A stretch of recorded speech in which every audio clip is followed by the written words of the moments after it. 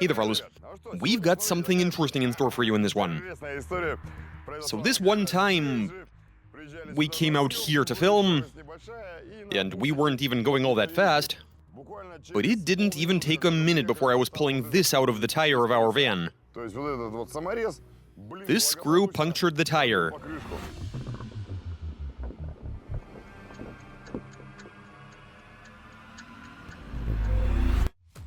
And so this idea occurred to us.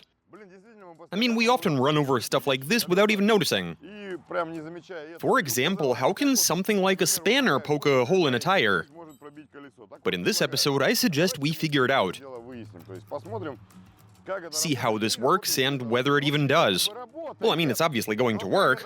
We just want to observe it happening. Right, guys, let's get on with it. Now, these sorts of occurrences are random,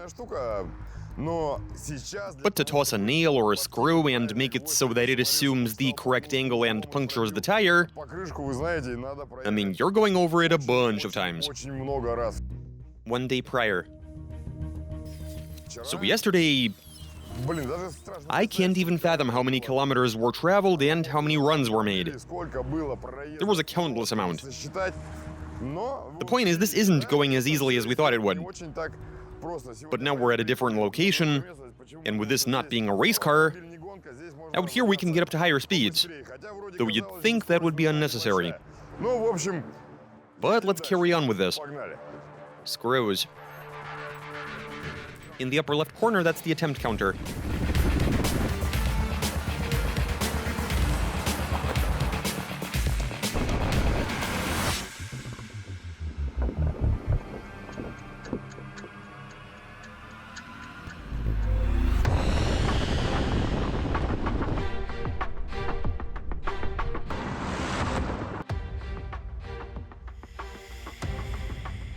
What do we have here? Oh, holy cow! Hooray! But then why am I so happy? Roofing screws usually don't resist for long. I'd imagine it has something to do with this washer. But now let's see. We did lay out different types, some of them were longer, others were short. Do you know which found its way in?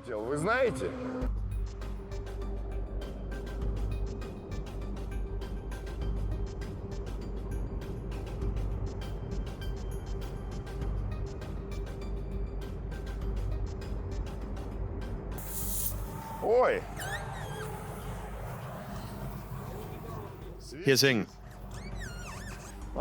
That would be caused by the air, exiting the tire, with it being punctured. But this was a short screw. Nails.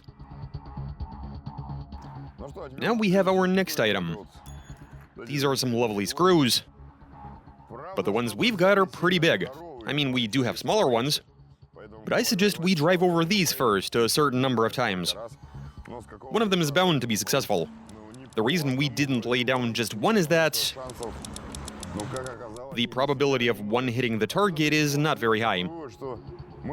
This tells me that we drive over a huge number of nails, screws, and other crap, and only seldomly do we puncture our tires. Apparently. Anyway, enough talk, let's go.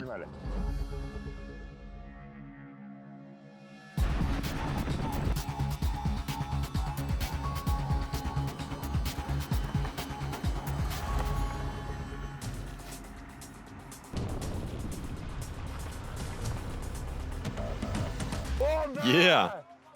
I mean, really? Oh, holy cow. It wasn't you who stuck it in, was it?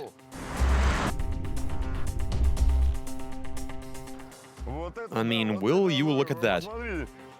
Bullseye. I really want to watch the slow motion replay. Yeah, let's do that.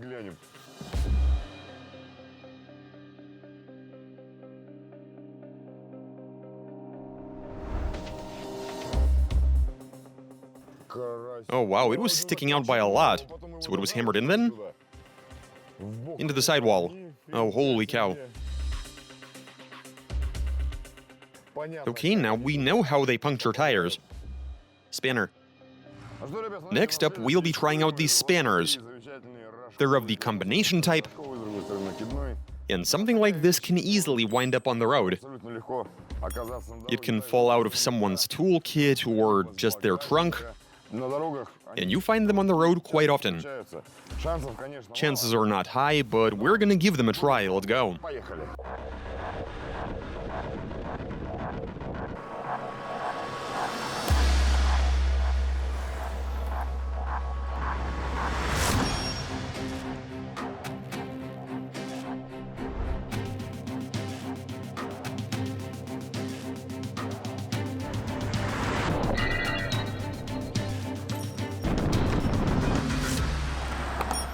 So here's the situation. We've quite literally lost count of how many times we drove by. The spanners were jumping up and getting thrown around, but they can't quite find the correct angle. But we'll see this through, I reckon. Let's continue.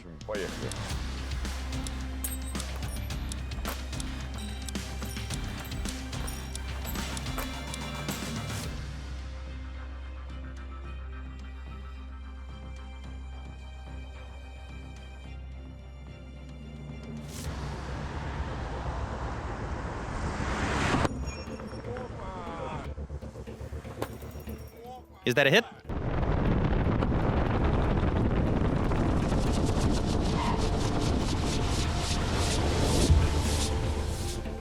So check this out, guys. The spanner has hit the target. What is this? Oh, it's a 10 mil. The hissing is loud and it went in there very deep.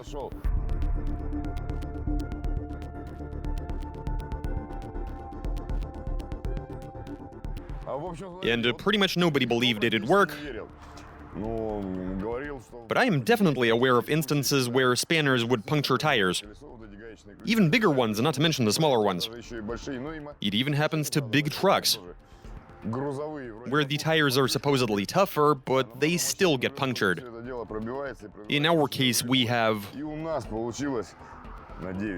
driven a 9 mil spanner into a tire, but that took us a lot of tries. So the odds are slim, but the probability is not zero. So even a spanner lying on the road can result in something like this happening.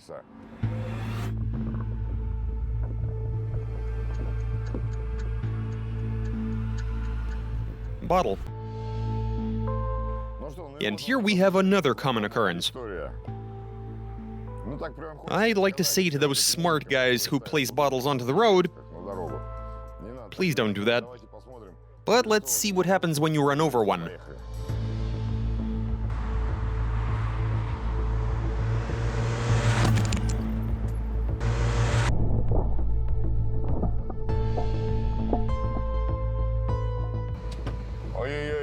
To smithereens, eh? Indeed. Well, my speed was slightly in excess of 60.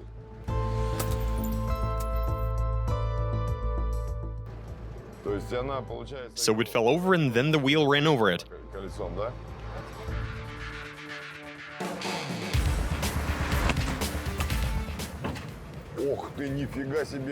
Oh, holy cow, that was loud.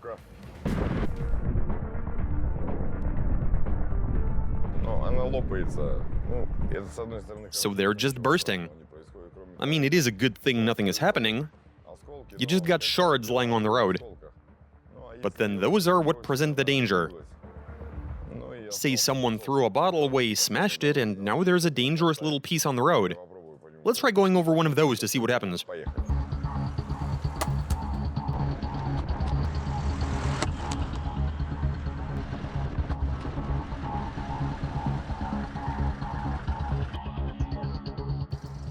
So look, the wheel isn't losing any air, but a piece of glass has cut into the tire and is still in there. So look, guys, tires seem to be made in such a way that they're not that afraid of glass. In our case, they're simply crushing it. Yes, there are a few cuts here and there, but it's nothing serious and we don't have any punctures.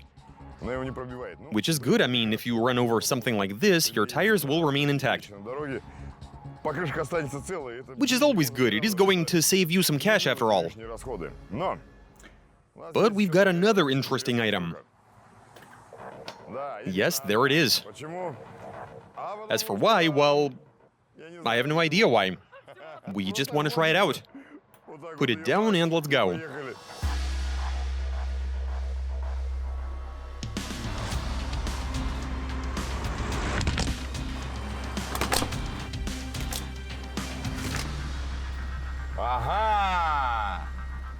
Holy cow.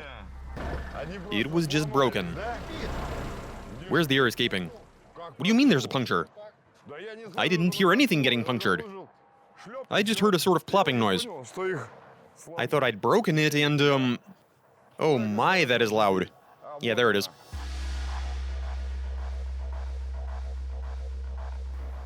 The noises you get with the rake. I was expecting all of the spikes to go in, but here's what I think happened. You might recall how we stuck a bunch of nails into a plank, and since there was so much support, the tires weren't getting punctured. I think we might be dealing with the same scenario here, though in this case it was punctured.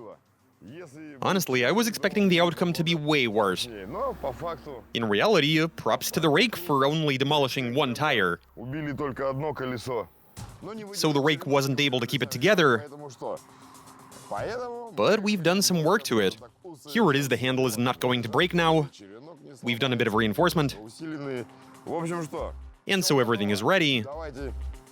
Now let's drive over the rake once again.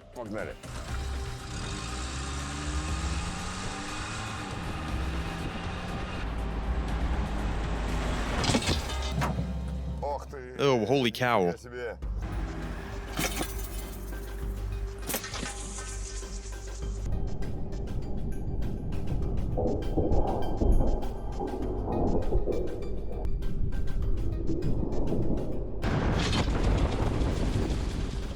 Totaled. And quickly, too. I'd say the mods have worked, but why just one tire?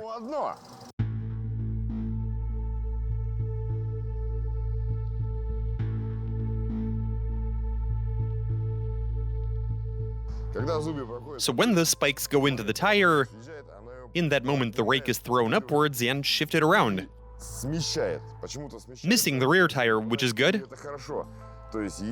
So if it were to happen that some janitor, if someone stole a rake from some janitor and threw it onto the road, well, you're definitely losing one tire.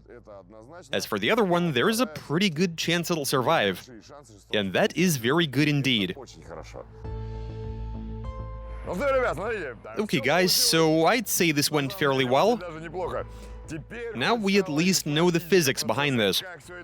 How stuff moves around and punctures tires. And how it doesn't puncture the tire. It's all very random. Hopefully you enjoyed this because we certainly had fun. Especially watching the slow-mo footage. But that's all I got for you, consider subbing, and catch you later.